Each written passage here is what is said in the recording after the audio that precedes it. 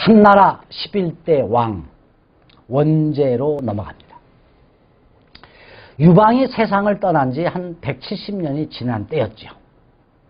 이때는 북쪽 유목민족인 흉노족, 그러니까 오랑캐와 많은 전쟁도 하고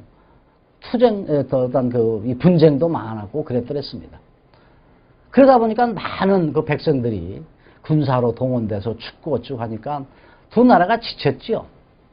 결국은 화친정책을 세웁니다. 그 화친정책의 하나가 뭐냐?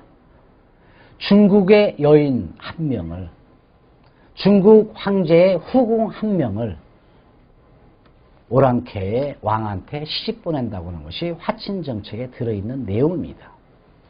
그래서 흉노족 추장 호얀나라고 하는 선우가 신부감을 얻기 위해서 한나라에 오게 됩니다. 신부감 찾으러 온 것이죠. 이때 황제는 원제입니다. 이 원제의 후궁은요, 수천 명이었어요. 여러분 놀라지 마십시오. 우리나라에도 많았더랬어요, 후궁이. 우리나라의 백제, 마지막 왕, 의자왕이죠. 삼천궁녀가 낙하암에서 떨어졌다고 하는 거 아마 여러분도 알고 있었을 거예요. 하여튼간 황제인 원제한테는 후궁이 많았습니다. 그래서 그 원제의 그 후궁의 한 사람을 신부감으로 찾기 위해서 호얀나 선우가 오니까 어떻게 했어요? 일단 외국에서 왔으니 화친정책을 같이 하고 있는 나라이니까 원제가 연회를 크게 베풉니다. 이 자리에서 후궁 중 한 명을 너의 마누라감으로 선택을 하라라고 얘기하죠. 이때 호얀나 선우가 여럿 후궁 중에서 한 명의 후궁을 딱 흔히 지적합니다. 이 지적된 여인, 이 여인이 바로 왕소군입니다. 그런데 선우가 가리킨 이 후궁을 보고요, 원제가 깜짝 놀라는 거예요. 너무 아름다운 것이에요. 곱고 윤기 있는 저 머릿결은 아주 광채가 나고 살짝 찡그릿한 이마. 근데 이 살짝 찡그렸던 이유가 있었어요. 왜? 원래 이 왕소군이요, 이 소갈병이 있었습니다. 그러다 보니까 가슴에다 항상 손을 얹고 인상을 쓰는, 좀 찡그렸거든요. 근데 그 이유도 모르고 하여튼 살짝 찡그린 이마가 원제가 볼 때는 너무 그냥 애처로움에 그 한이 서린 듯한 그 섹시함을 느낀 거지요. 이마에 찡그린 거 애절함을 느끼고 투툼한 그 입술, 코 밑에 그 안이 앵두와 다름없는 저 입술을 보고는 그냥 넋을 놓죠. 원제가 이 왕소군의 매혹적인 그 모습을 보고 넋을 놓습니다. 그러면서 얘기를 해요. 한 번도 내가 저 어찌 내가 데리고 있었던 후궁인데 못 볼 수가 있었느냐. 깜짝 놀랄 수밖에 없었죠. 이 여자는 안 돼. 하고 싶었지만 황제가 한 번 했던 말을 어떻게 번복할 수 있겠어요. 어쩔 수 없이 그 자리에서, 연애 자리에서는 그냥 승낙을 합니다. 그러면서 어떻게 이런 후궁을 내가 못 볼 수 있었을까 하고는 그냥 연애가 끝나자마자 그냥 씩씩거리면서 대전으로 가지요. 그리고 모든 대신들을 다 불러 제낍니다.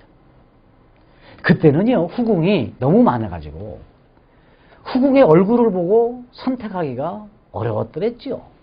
그러다 보니까 침소에, 황제의 침소에 들어갈 후궁들을 그림을 그려서 보여주라.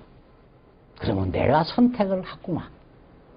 해가지고 그림을, 초상화를 그려가지고 원지에다 이렇게 바쳤다고 그러죠. 보여줬던 것이었습니다. 그때 그림 그린 사람이 누구였냐면, 그림을 그려서 바친 사람이 누구였냐면 화공, 모연수였었습니다.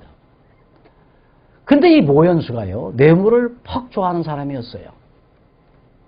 그 뇌물을 좋아하는 사람이다 보니까 뇌물을 준 후궁의 초상화는 잘 그려준 거예요. 그러니까 모연수가 그린 초상화만 가지고 선택했던 원제는 뭐 잘생겼는지 못생겼는지 모르고 그냥 그려져 있는 그림이 이쁘면 역시 이쁘구나 하고 그때그때 선택을 해가지고 침소에 들게 해서 어떻게 보면 성은을 베풀었던 것이지요. 그러나 왕소군은 집도 빈천했습니다.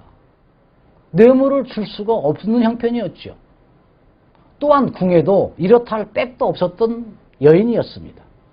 그러다 보니까 모현수가 당연히 뇌물을 안 주니요. 밉게 그릴 수밖에 없어요. 얼굴에 없는 점도 그냥 꽉 찍어 놓은 거예요. 그러다 보니까 원제가 이걸 보긴 봤지만 선택했겠어요. 그래서 그날 대전에 와가지고 쭉 보니까 왕숙은 초상화가 있어. 근데 직접 본 거하고 너무 차이 나고 너무 밉게 그려져 있는 거예요. 그러다 보니까 뭐예요? 원제가 한 번도 이 왕소군이를 거들떠보지도 않고 18살 때 꽃다운 나이에 후궁으로 들어왔던 이 왕소군이 황제하고 옷자락 한번 스치는 그런 인연을 갖지 못하고 5년 동안 생활해 왔다가 이 자리에서 호얀나 선유한테 찍힌 거지요. 이 초상화를 대조해본 원제가 노발대발합니다. 그때 알고 보니까 모현수의 장난이야. 그 자리에서 황제 김한째를 주어서 그 자리에서 그냥 모현수를 참수시켜버립니다. 그러나 어찌됐든 오랑캐에 시집가게 되는 운명이 되어버렸죠. 왕송은. 미모는 확실히 출중했습니다. 얼마나 아름다웠냐 하면요. 왕소군이 그 미양궁에서 이제 원제한테, 황제한테 작별하고 떠납니다. 작별을 고하고자 가슴에 비파를 딱하니 안고 말 위에 턱하니 오르지요. 왕소군 역시 정든 고향 산천을 떠나서 오랑캐 땅으로 간다고, 이국 땅으로 간다고, 또 팔려간다고 생각하니 슬픈 마음이 이루 말할 수 없었겠지요. 마루에 앉아서 말 위에 앉은 채 원제한테 작별 인사를 고하면서 들고 있던 비파를 킵니다. 이별곡 하나를 키지요. 가냘프게 노래까지 같이 합니다. 이때 마침 날아가는 남쪽의 따뜻한 나라로 날아가고 있는 기러기 떼들이 있었어요. 이 기러기 떼들이 아름다운 왕소군의 미모를 봅니다. 그 순간 넋을 잃어버립니다. 넋을 뺏겨서 이 기러기들이 날개의 짓을 다 잃어버려요. 그러다 보니 어떻게 했어요? 그 많은 기러기들이 왕소군 앞에 땅바닥에 전부 그냥 떨어져 버린 것입니다. 그만 땅에 떨어진 기러기들을 보고 왕소군의 별칭이 지어집니다. 나간 미인입니다. 떨어질 낙자, 기러기 안자지요. 나간 미인 왕소군, 결국 북방의 흉노족 추장인 선우 부인이 됩니다. 이 왕소군이 중국의 4대 미녀의 한 사람입니다. 왕소군이 한 나라를 떠날 때는요, 중국 땅은 따뜻한 봄이었습니다. 도착한 북쪽 변방도 역시 봄은 봄이었지요. 그러나 그쪽은 춥습니다. 아직은 차가운 바람이 불어닥치고 있는 봄을 느끼지 못한 봄이었지요. 이것을 보고 왕소군이 이 오랑캐 쪽에 딱 도착하자마자 시한수를 짓습니다. 호지 무화초요 출래 불사춘이라. 오랑캐 땅에 도착해서 오긴 왔고 여기도 봄은 봄인데 풀과 꽃들이 하나도 없구나. 봄은 봄인데 봄이 아니로구나. 호지 무화초 출래 불사출. 오랑캐 땅에 와보니 아무것도 없고 봄이 아니다, 이런 얘기죠.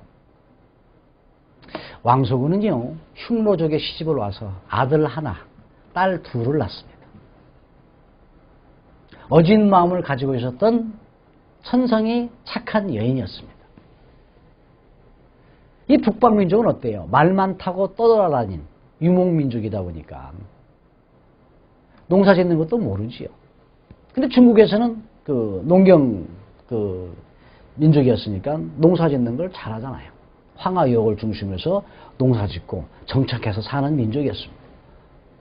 왕소군이 가르칩니다. 북방민족한테. 무엇을?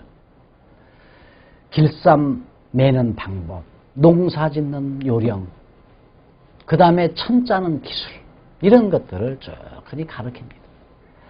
한 나라의 우호적인 관계가 이루어질 수밖에 없도록 어떻게 보면 힘쓴 여인입니다. 착한 여인이었습니다. 그러다 보니까 중국과 자주 싸웠던 전쟁이 이 덕분에 80여 년 동안 한 번도 흉노족과 분쟁이 없었던 시대였더랬습니다. 마음씨 착한 이쁜 여인이지요. 왕소군의 무덤은요, 내몽고 화허특시 남쪽 한 9km에 가면은 왕소군의 묘가 지금도 있습니다. 가을이 되면은요, 북방의 모든 초목이 누렇게 되지요. 시들어갑니다. 그런데 오직 왕소군의 무덤만큼의 푸른, 항상 그 푸르름을 잃지 않고 있습니다. 그래서 왕소군의 무덤을 몽고 사람들은요, 푸를 청자, 무덤 총자 해가지고 그 왕소군의 무덤을 청총이라고 부르고 있습니다. 이어서 한나라 11대 황제로 넘어간 이 얘기는 또 여러분과 같이 다음 시간을 약속합니다.